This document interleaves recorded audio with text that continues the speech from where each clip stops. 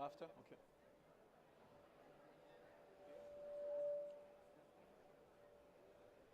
صباح الخير.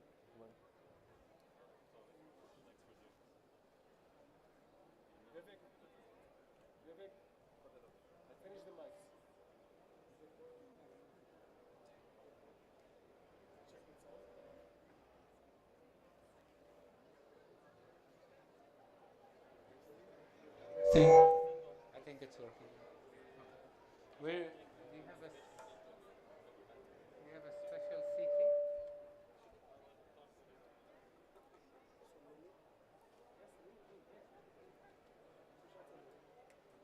Maybe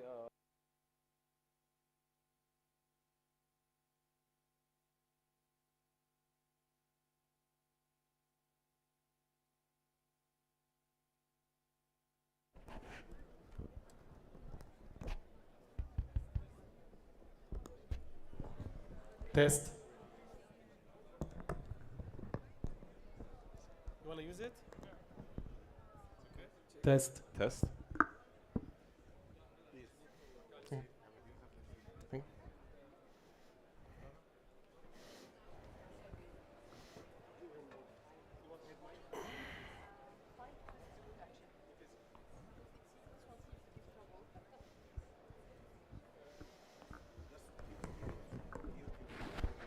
Okay.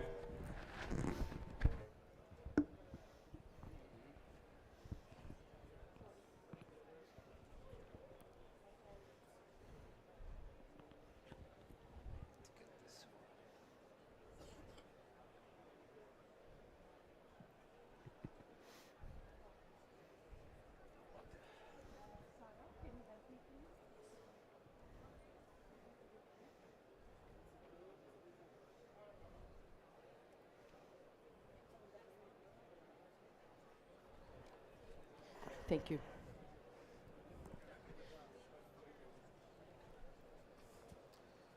we'll start with Hilal, but I Yeah, will introduce yeah. you first.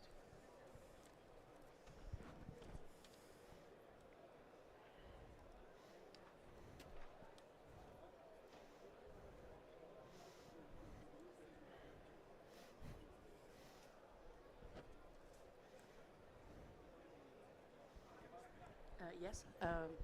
Can you hear me? Can you hear me? Great.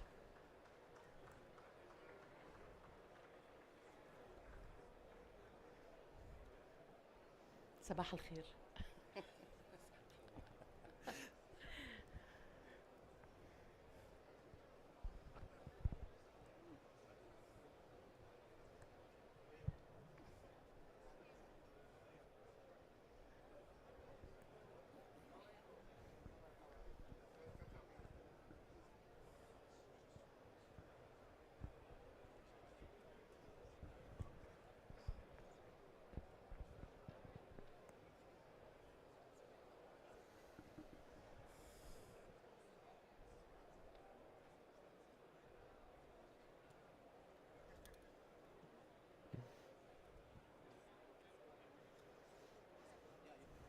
Shall we? Bismillah ar-Rahman ar-Rahim. Good morning. Do you hear me well? Okay, perfect. Thank you for joining us in that second session of on the pavilion of QRDI, and I would like to start by thanking our host and in particular Oscar Barano Lebiana, the RDI Strategy and Innovation Cluster Program Director, for all the preparation on this session that will be focusing on fostering biomed breakthrough in Qatar's cluster. And you have heard yesterday, if you were part of the opening ceremony, a lot of research, development, and innovation happening across clusters in Qatar. The Prime Minister was reflecting on the commitment that was made a year ago, also in the future, the fund, the venture capital fund of funds, and all the support provided for startup and companies. We have heard about the startups program as well. We will make a dive into one very promising sector, the biomedical and health sector. here in Qatar, drawing also from international experiences around the world, and also with a specific insight. So it's more for us than just a discussion or public event. As we were preparing this session for QIDI and for the team and for the stakeholders here in Qatar, is really a pursuit of a journey, a conversation about how we built on the assets of Qatar and the investment that has been made in the last decades in building a biomedical sector that is extremely, thriving at the moment, and on precision health and all the aspects of the health sector development happening in this country. For that conversation, I have an excellent panel with us, with colleagues that have been exposed both at the global but also at a national level in the discussion on R&D development in the biomedical sector. To start with, we have only one woman, but what a woman on this panel. Thank you. Dr. Rana Lonen has been a global investor, a company builder, an entrepreneur, and she has been involved at the intersection of technology, life science, and healthcare. More recently, she was managing director of Novartis Strategy Venture Fund in Switzerland, where she led an equity investment in early and growth stage transformation tech in AI, machine learning, based R&D, and AI-driven precision medicine and diagnostic. She has also involved on the board of 13 portfolio companies in the US and the EU, to name a few. So she will bring a very interesting insights on ventures, but also investors, and how to support startups on this journey. Thank you. On the left of Dr. Lonen, Professor Hilal Laswell. He's a world-renowned expert in neurodegeneration disease sciences. He has been leading one of the leading lab in this field in Lausanne, in Switzerland, at the Polytechnic School. I understood that the lab now is moving as part of the ecosystem in Qatar with Weill Cornell. He has been also at the forefront, a shaper of the national agenda, had been in the past executive director of QBRI, the Qatar Biomedical Research Institute in the past, and since then now he has a leading role as an executive director for RDI, the chairperson office, but a research development and innovation advisor to the chairperson of Qatar Foundation.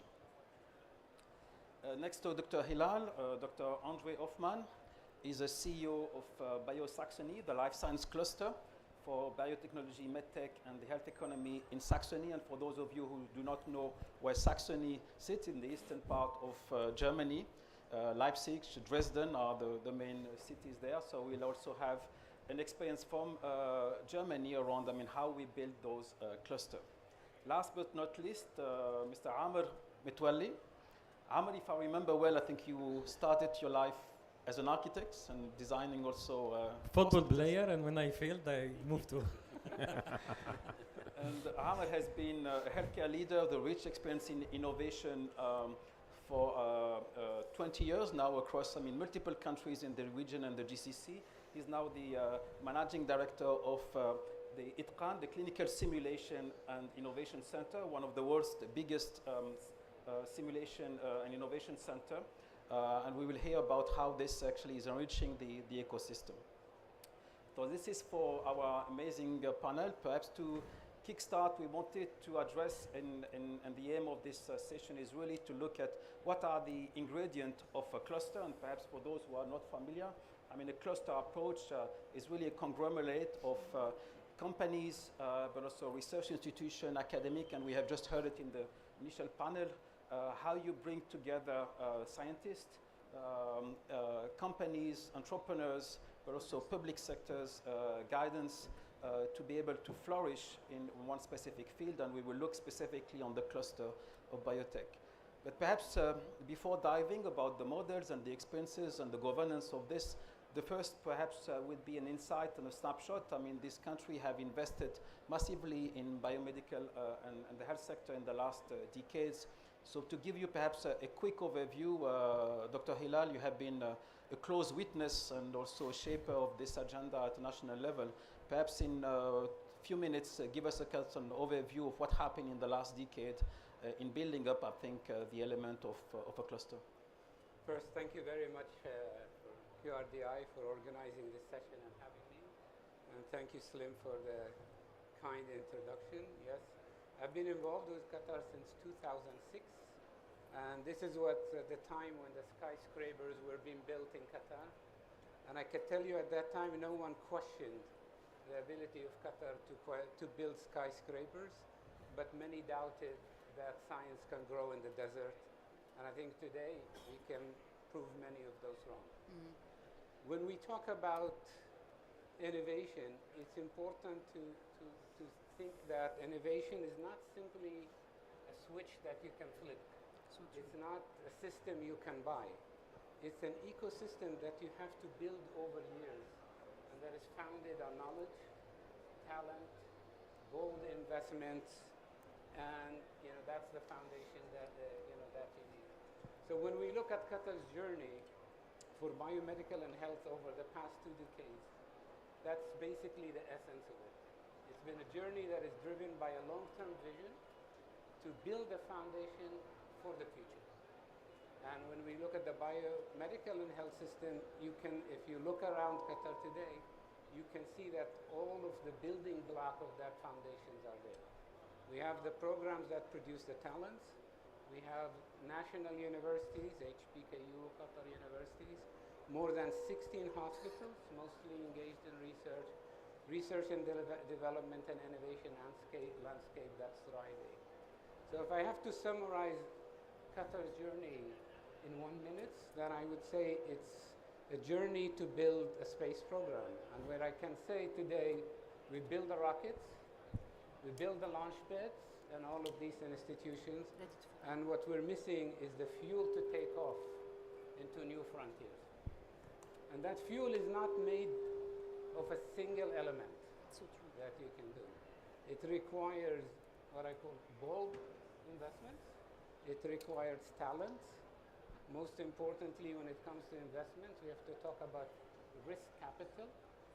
You need an agile policies, a regular support system for regulations, and of course, with all of that, you need that foundation to move forward.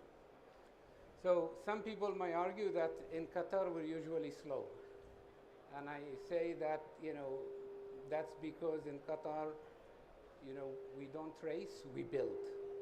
So if you look at the progress in Qatar, you will notice that it's been steady, it's been strategic, and it's been built and rooted in reality rather than chasing fleeting trends. So I believe that today we have all the elements. The building blocks are beginning to come into place. Yesterday we heard His Excellency, the Prime Minister, talk about Qatar as being a startup. Yes. And I think when it comes to innovation, we have to think about Qatar as being a startup. But we heard now, all of these elements of that fuel mixture that we talked about are already coming into place. We have the investments are coming. We have the funds of funds. We're happy to learn yesterday that 6 venture capitals are moving to Qatar to set up shop with the idea of developing startups in Qatar and bringing technology and startups to the country. So I think today everything is ready for that launch to take place, and the sky is the limit. Do you hear me? Thank you for those positive insights, and I think the foundation are there, the research institution, the scientific basis, the healthcare also, 9 specialized hospitals, cutting edge, healthcare provision being, already provided for the population. So there are, element and the foundation are strong ones. Before we dive into the refinement or the element that will enhance the ecosystem here in Qatar, perhaps some reflection also from your global experience, and I'll start with you, Rana, as also the spokesperson of investment sometimes, and you have been exposed to 2 continents, multiple enterprise across the biomedical and field. Perhaps some reflection about how you see those ingredients shaping in here in Qatar, but from your global perspective first. I'm not sure. Is my microphone working? Yes, okay. Can everyone hear me? Okay, I can. Yes. So thanks so much. And I think, Hilal, you mentioned a very important point. We have built everything. Now it's about really bringing the fuel and bringing all of the ingredients together. So I think really with my contribution to the panel today, I can really speak to the role of private investment and venture capital as being part of the wider building of the innovation cluster. So one of the ingredients, one part of the fuel that Hilal spoke about. So I've been in healthcare, life sciences for the last 25 years. The last 10 years, I have spent time investing as a venture capital in companies in Europe and in the US. And I've spent the last year, I had the privilege to come here quite often to Qatar in the last year, and I'm really happy to really share what I've seen from my own personal experience and what I have seen and experienced in Qatar and what potentially private venture capital can bring to building the ecosystem here. So I like examples. So for me, if I give you an example of what I did in the last 8 to 9 years at Novartis. So I worked in a big pharma company called Novartis. I'm sure it's very familiar to so many of you. It's one of the top pharma of the world. And when I joined the company, it was at a time when Novartis and actually every pharma was reliant on external innovation, whether it's biotech or technology, to bring into the company. So this doesn't mean Novartis is one of the top companies in developing drugs, great scientists, great foundations, similar to what Qatar has, but still, these companies still have to go out and seek external innovation because innovation doesn't only happen internally, it also happens externally. So I just want to really frame is seeking external innovation is not a weakness. It actually, the strongest people, strongest company go out and seek that. And this is what Qatar also is aiming to do going forward to build the cluster. So what happened during my time at Novartis, we built a corporate venture. And this corporate venture is really tasked to go out there and find companies that we can actually bring into Novartis. And at the same time, we worked internally with the company to identify the strategic needs that will unlock value for the company. So what I'm trying to say here is how can you do the same model and bring it into within Qatar is to really use venture money, venture capital money. I know that there are some venture firms that have been placed and set up here in Qatar, but also to build the cluster here in Qatar is to invest also in venture capital firms that are based outside. So this is really to bring the outside in, because you need a window for people to really keep on looking for the outside, not to build for today, but to build for the innovation ecosystem in Qatar for the next 5 years and 10 years. And the ingredients of success, which you can learn about it from the cluster here, people who have networks, so these are investors who have networked outside. So this is what I did at Novartis. So you can actually connect the ecosystem, reach out to companies.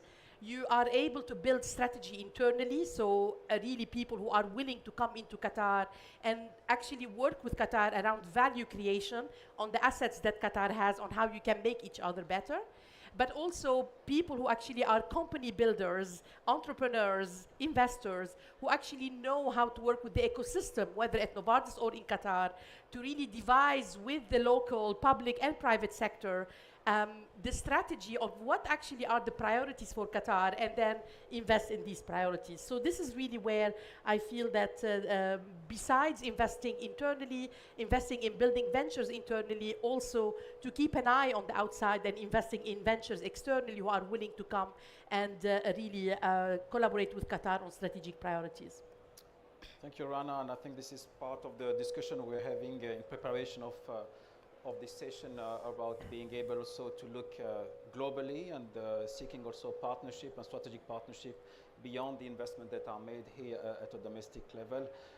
This is a good segue also now to give the chance for Andre to share the German experience of Biosaxony and what happened in that state over, 25 years now of development, bridging also the biomedical and the medtech, and moving forward now to the health sector. And that integration in itself takes time, 25 years, but perhaps sharing some of the elements we were discussing yesterday.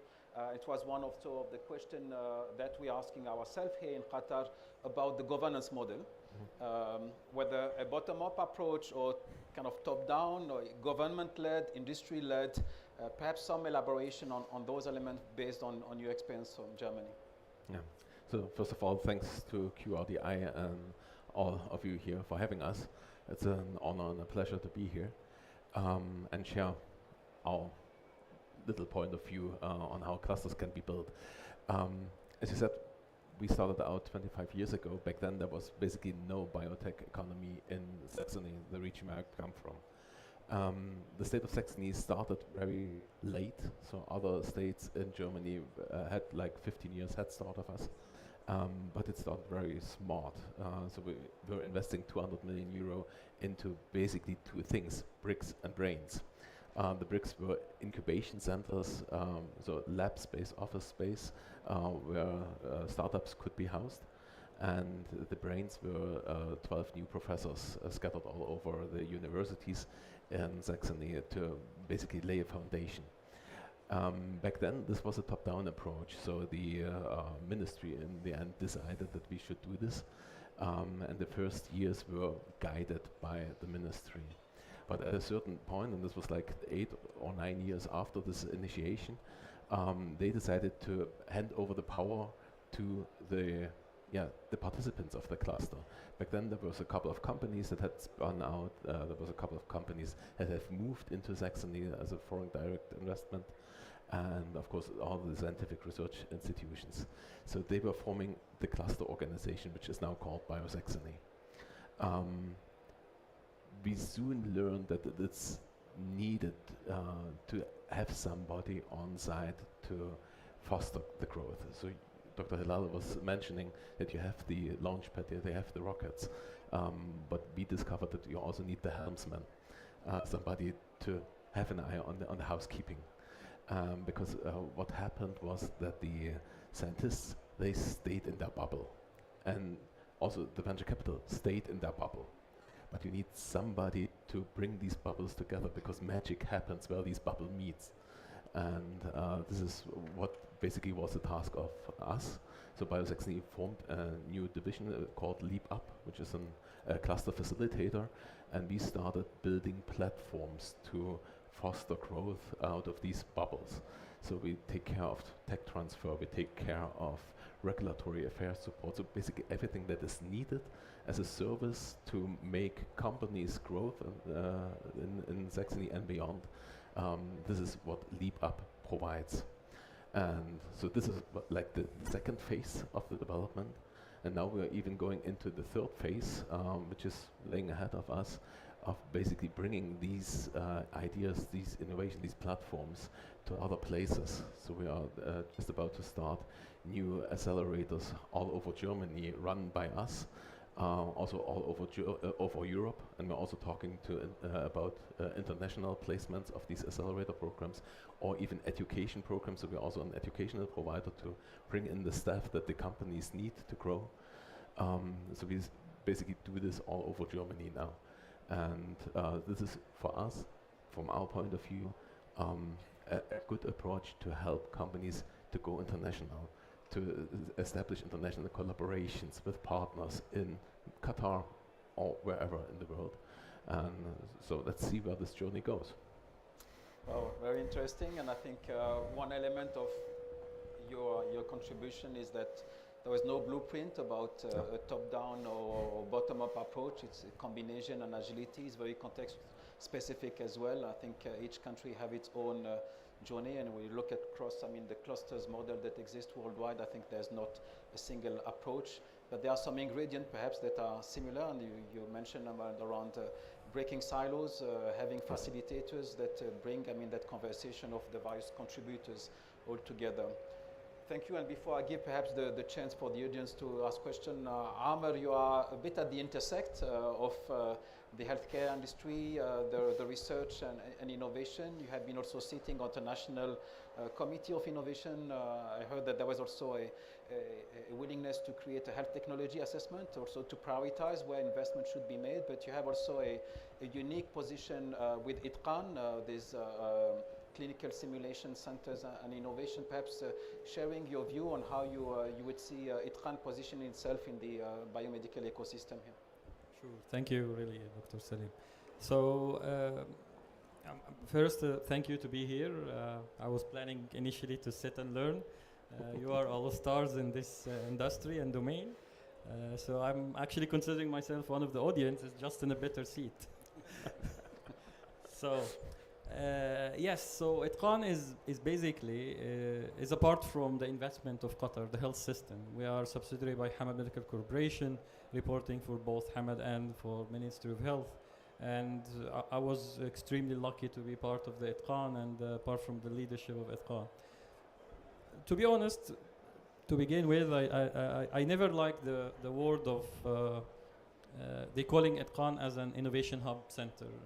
I don't like that. I think with the amount of investment and willing and the strategy behind what is Qatar doing for years right now, I've been in Qatar for 14 years, I think we are not only building an innovation hub, it's something limited, because innovation hub is basically, it's a very incentive-based model.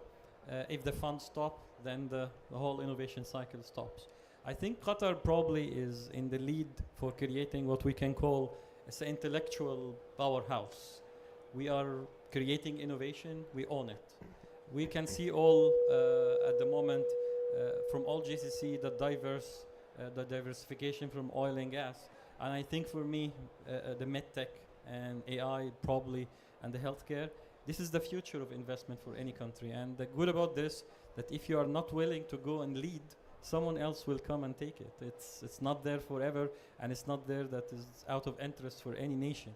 We have seen the DeepSeek and AI and OpenAI competition at the moment, and how this is affecting a stock market. So AI, it's never become a tool anymore. It's become economical war weapon. It's something that you call it. It's a nation treasury where you can invest on that and you look for return. And this is where the idea of Itqan come on board, is how we can make a good synergy. We don't manage innovation. You are all managing your own innovation. However, we look for us as more of enabling what you are trying to do, making synergy. A few months ago, I was in an international conference in Netherlands. I've seen a very good ecosystem for innovation is being created and built. Netherlands is very similar for Qatar, very small country within Europe, and everyone is asking, and we proud to get a very close discussion with the minister of research there, and everyone is asking her a very sophisticated, specific question about transformation and legacy. When it come to my turn, I ask her a very simple question: for God's sake, how you are not fighting together in this ecosystem? And I think it took like 30 minutes to answer that. It's a synergy is what we are looking for, and Qatar characteristic as a community, it is, I think, as of now it's centralized, but I think, or decentralized, we have a few innovation hub pots in everywhere, and Itqan is a platform basically to enable all of this innovation in order at the end of the day to get one closed loop for a success case, and one after one it's become a culture, and this is what we're looking for. If we reach this, I think Qatar will be qualified and probably will be the premier decentralized innovation system in the whole region, and I think this is what we are all should be looking for. Thank you, Amr, and we'll get back perhaps if we have time on the AI aspect. I think of element of data integration in this field is critical, and AI can really empower this. But Oscar, if I'm correct, 15 minutes approximately left. So if we have the chance, if you have a question from the audience, we'd prefer to have it now before the end, so that we have a second round perhaps of interaction with our panelists. So raise your hands, and please keep it concise, crisp questions if you have any, otherwise we will continue the conversation. If there's any mic, yeah.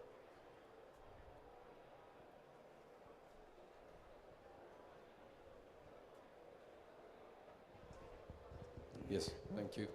So I'm Robert Katz. I hail from the Netherlands, so I can only sympathize with what Amar said. We're a great country and very innovative. Yesterday, during the opening event, it was already mentioned about standardizations around AI and everything that relates to the latest developments within artificial intelligence and whatever. You mentioned about an intellectual powerhouse and such. What about creating a think tank of different people, experts in this industry, who can relate to and can discuss the topics about standardization within the healthcare sector in regards to this? I'm not sure who could answer. Maybe Hilal? Dr. Rana or Dr. Hilal? Yeah, I'm happy to take that.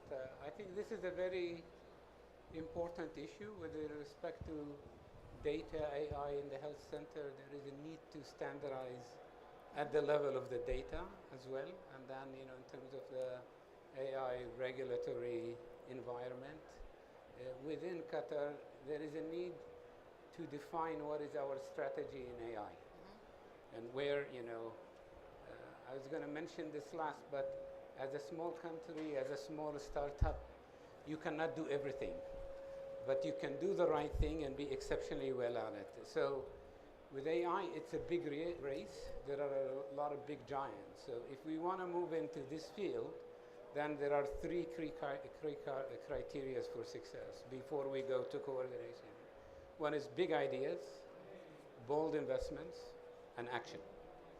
Right? And that can drive all of these efforts. In the absence of this, all of these efforts will be very slow. And we also need to think about, what can we do to compete? And from my perspective, competing is not in following the trends, is not simply in going out and looking for technologies, but creating the conditions and the regulatory framework and the support to ensure that the best technologies will come to Qatar. Today there are thousands of ideas about AI, and you just have to walk the hall to see. But a very small fraction of this actually ends up making it, ends up receiving investments. And some of that has to do because of the ideas are not great, others because the path for validation, for translation into the real world is not available. In Qatar, we have an advantage in having an integrated health system. We are sitting in a gold mine of data. We have a health system where we have 85% of the population in one electronic medical health record. We have a national e-hub that will be, released now. Think about, we were talking with Rana yesterday about building these, generative models around that data and what you can do. But what's most important is, can we create a platform where we can accelerate the translation of AI application by making sure that we have data sets ready. We have a smooth regulatory, both for engaging industry, but for translating into the clinic, and the right investments at the end to bring these. I think if we're successful in doing this, and this requires what you mentioned, sort of a national plan to do this, then basically people with the best ideas who want to see these ideas translated to reality will come to Qatar. Perhaps, I will give the floor to Andre and then Rana, but perhaps elaborating on that aspect of AI integration. I mean, concretely, it's quite unique in a country where you have almost 10% of the population that have the genome. I mean, samples. You have electronic health record, as Hilal mentioned, available. And the main, reform, one of the main reform, in the new incumbent Ministry of Public Health is really around the e-hub and the data integration, I think, and bringing that element of integration across researchers, the databases, clinical integration. Rana, I will give you the floor after Andre. You mentioned something when we were yesterday at the Corporate Innovation Summit around also clinical trials and that translation and how AI can be a contributors to that in terms of reducing inefficiencies, but also making sure that this data is being integrated timely to support also the innovations ecosystem. Andre, you wanted to add something on the AI? I just would like to agree to what Dr. Hilal said. In the end, no matter what the technology is, whether it's life science or AI or whatever, need to look at the technology readiness level. So there's this crazy idea at the very beginning, and there's a product at the end of the journey being internationalized. And you need to have a look at what is needed at these certain stages and build platforms for that to support this. And the platforms may look different for each technology, but if you do so, you create an ecosystem that is attractive for everyone, for the scientists, for the companies, even from abroad. So we are here at the Web Summit as a German entity, but we brought 10 startups from Germany with us, since we were able to create this ecosystem locally and now internationalize it. So here in the audience, there's a company from Poland that's working with us in Leipzig. There's a company from Ireland that's probably going to work with us. So because we made it attractive to go there, because it's easy, a plug-and-play system to set up companies there. And if you have the chance and the opportunity to build something similar here, growth will come automatically. Rana, you wanted to elaborate on the AI? Yes, no, for sure. And I agree with Hilal. We talked about this yesterday. I mean, there are so many AI initiatives that started and actually started in Europe, started in this region, and probably not necessarily really led to something that actually scaled. And I think the very reason for that is the lack of strategy of what we are actually trying to build. And what I love about doing that here in Qatar is because there are all of the ingredients, but also there is a willingness from the leadership here to really sit and actually define what is it, the strategy, what do we want to achieve here. We cannot achieve everything. So really to decide where do we want to win with AI? Do we want to really transform our clinical services, and how do we do that with AI?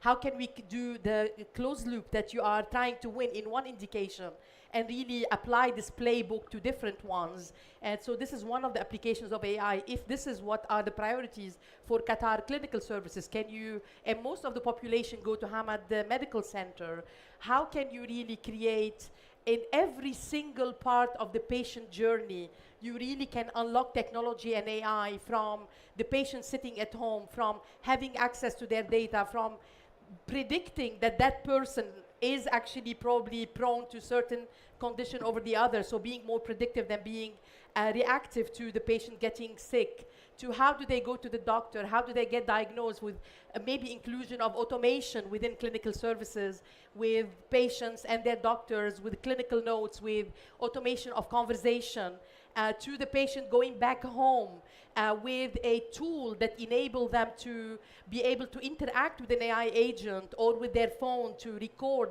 their patient-reported outcome. And if something happens before their next visit that was probably scheduled in 6 months, let's say, if they have multiple sclerosis, they can come back if the tool really shows that maybe the patient's deteriorating, there is a relapse, then they can go back and see the doctor. So I think AI here can potentially transform hugely the clinical services within Qatar, and it could actually make a big impact because everybody goes to the same, most of the people go to the same clinical place. So this is Hamad Medical Center. And I love what you are saying. We win in one thing, we move to the next one, win, show that we win, tell the people that we win in this, go to the right partner, internally and externally, who is interested in this condition. Let's say multiple sclerosis, 44 disease-modifying agent in the world actually being sold in pharma that are doing that. Imagine you can talk to all of the pharma that are actually marketing or developing drugs in that space. So I think clinical services here is a massive opportunity to unlock, but it really needs to start with a very clear strategy of what we are doing and a very good collaboration between capital, so investors internally or externally willing to put money in, but not just money, is to really do that in very close collaboration with the public sector, with the policymakers, because this is really when you can actually achieve execution, operationalizing of this. I mean, in the US it's a nightmare to do it because there are so many hospitals. Maybe the UK is very close to Qatar. So this is one area. Second area I would actually say is the genome. You mentioned the biobank. This is really massive because this is very deep multimodal data where you can apply AI with multimodal data. You can unlock opportunities for drug discovery, unlock opportunities for development. But there is a step a little bit before, and I was talking to Dr. Hilal about it yesterday. This is probably more of a midterm kind of plan because there is so much to do, first of all, to mine that data, to see how the data looks like, where the gaps are, where do we need to do standardization. And then we can make investment. As an investor, I'll be super excited to invest in a company that actually does that, really cleaning up the data, looking at the standardization, the harmonization, and bring that company, either it actually is born in Qatar or maybe born outside and you bring it here. So I think this is also another area of kind of where AI can apply. Then comes clinical trial. I've been to the clinical trial unit here. It's still very early, but just imagine long term, because this is a marathon, it's not a sprint. Long term, you think if you are able to really get the data assets all in place, then you can really think about how do you use that for clinical trial and for development. How do you apply digital twins in clinical trials? So there is so much you can do, but I would say not on everything, just pick certain indications, certain places where you can really attract partners to come and partner with you on high priority areas where they see there is a value here, and then you can expand and do more and more. Thank you, Rana, and I see that I have some signal that we are about to wrap up, so I will not be able to take more questions. But perhaps on the element of focusing in areas. I mean, this is a country that, like many other countries, are going through an epidemiological transition. Chronic disease, non-communicable disease, cancer are elements that are the main burden of disease. So clearly the cardiometabolic, the oncology, neurodegenerative disease are areas of investment, areas that need to be prioritized. As we were discussing with QRDI, when it comes to innovation, you don't want necessarily to segment too much or push, investors and innovators. It has to be open, but finding the right balance between the public health needs. I think in terms of buckets, cardiometabolic, oncology, rare diseases, element of neurodegeneration are really, these elements where there might be investment that need to be prioritized as we move forward. To close, we'll have perhaps, as we have seen, the foundation are there, the right ingredient, some assets really around being small, where the systems are quite integrated. But the need also to further expand on the incentive to be able to be attractive and competitive. I mean, it's very competitive, even regional market, when we see some of the development happening in the neighboring countries. So perhaps as a take-off message for the team of QRDI and for all of us on this conversation, if you could sum up with one recommendation where you would see element that would be important to consider as we are moving to this cluster. Each of you, and perhaps Andre, I remember that you said something yesterday, don't repeat the same mistakes we have done. So perhaps what has been those mistakes in your setting that perhaps should inform those discussion here. And I'll start perhaps with Amr and we go backwards. Yes, thank you. So I think it's one of the area that we need to focus on and is aligned with the healthcare main strategy at the moment. We have to understand that there is a big trend change happening in Qatar recently. We have top of the leadership of the healthcare. They come from a pure business background. And I had a conversation with them last week, a very long conversation, and it's quite clear that the health system will be moving from serving sick patient into leverage health and wellness. And for that, we need not only the hospital data, we need the data outside the hospital, wearable, and all of these techniques. MedTech is a very big key for that. Genome, personalized medication, personalized healthcare. I think this is all dream that right now we have paved, we have the tool to do it. It's just we need to focus on synchronizing all of our effort. Everyone is doing very well in his area. It's the time right now to how we can compile all of this together in one direction. And I think we are all aiming to achieve the central or the National Health Strategy 2030. One of the elements basically is to increase the life expectancy to more than 80 years. And I couldn't see this is achieved without having the medtech, the genome, the precision medicine, digital twin, like Rana mentioned, is very important element in this formulation of this strategy. Thanks, Anna. Andre, what mistakes should we not repeat? I won't make a list here because this would take too much time. Yeah. This is the bad thing being the last one. So I've been in this business for 12 years running Biosaxony, so we made a lot of mistakes. I think the most important thing that we learned on the way to becoming the now strongest German life science cluster is you need this one man in the middle, this one entity that's basically connecting all of them, being fast, being nimble, and supportive in the end. And from our perspective, this was the main reason why Biosaxony is where it is at the moment. And I can only recommend to do so here as well. Maybe not necessarily just doing it on your own, so bring in people from the outside, partner with other clusters, with other entities that have already gone through the processes, and then you will have probably a head start here in the region to be the life science hub in GCC. And I think there's a foundation here that's perfect. You have all the assets that are needed for that, and now it's just execution. Thank you. Hilal, you have been one of those connectors and middlemen for 20 years plus here. What would be your recommendation for the cluster? Yeah, I mean, I would say today, we've discussed all the elements that we need to translate research to societal health and economic impact. So I don't want to spend too much time on this, but I'll go back to the word focus. I think focus, focus, focus. For a small nation, we need to focus on what's priority. And what's priority is not necessarily, it's a twofold. First, it's what aligns with our strategic priorities and national development plans and strategies. But we have to think beyond that if we want to change the world. We have to venture out to uncharted territories. We have to do things that have the potential of changing the world, and not to define our strategy simply based on need.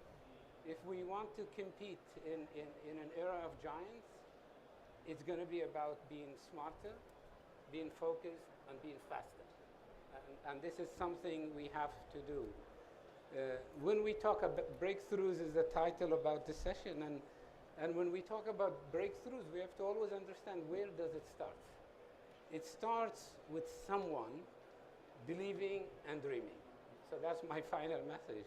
And then having a system that invests boldly to translate that dream into reality.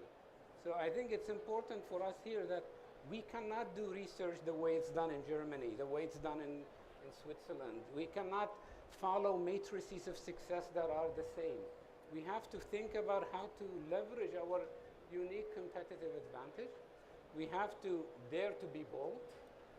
We have to believe that we can shape the future. We have to believe that we can push the limits.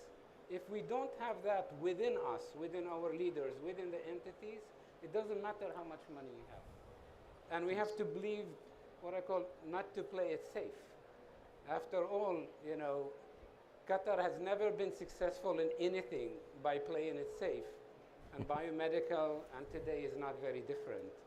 And I think if we think about this, our focus will be not how to catch up, not how to follow up, but how to leap and lead. And we have to have that ambition. And I think we have all the key elements. We had a generation of scientists and professionals who spent 20 years in this country building what's available today.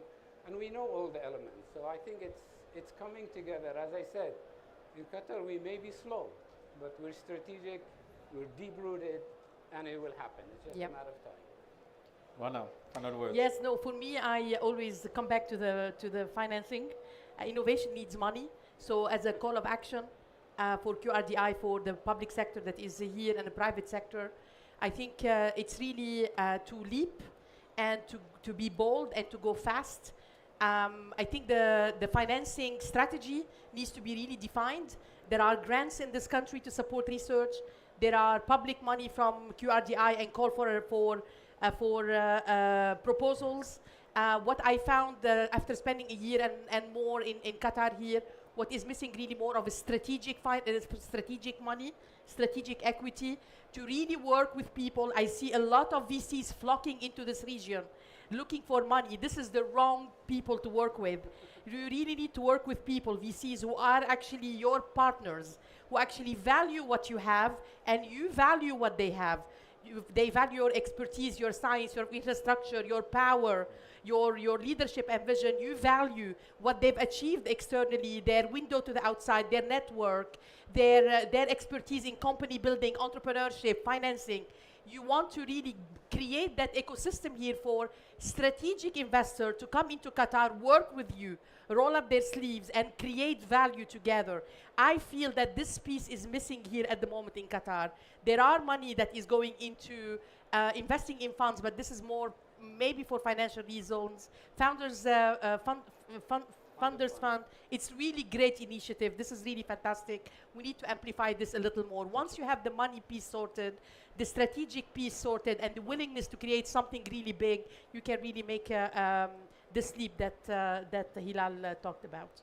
Thank you. We are behind time, so just one word: dream big and help us shape also and realize this dream. I hope that for QRDI colleague, we have provided some insight for that conversation to be continued. And thank you very much for your attention. Thank you.